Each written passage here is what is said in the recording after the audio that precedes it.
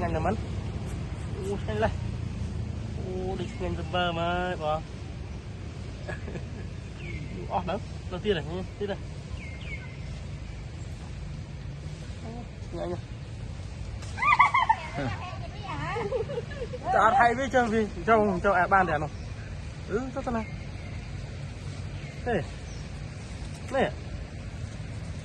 xì đấy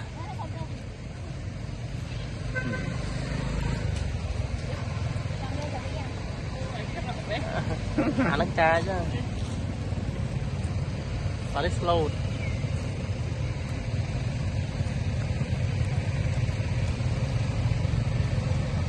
các nhá một sự điên với hả điên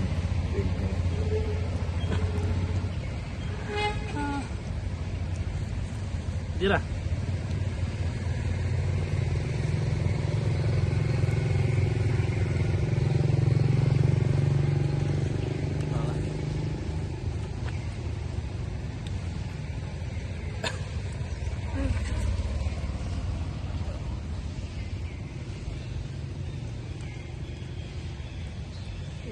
cái đó là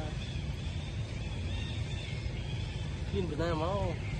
cái mười khơi rục cái mười khơi thường kề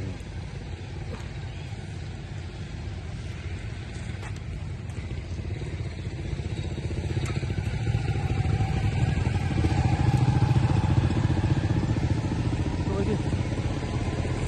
trong phiên đâu rồi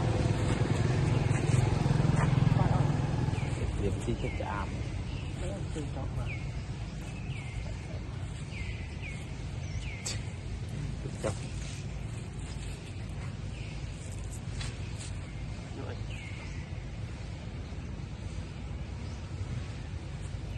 một chỗ cái chạp đi tục cho tôi chọc vào phim gì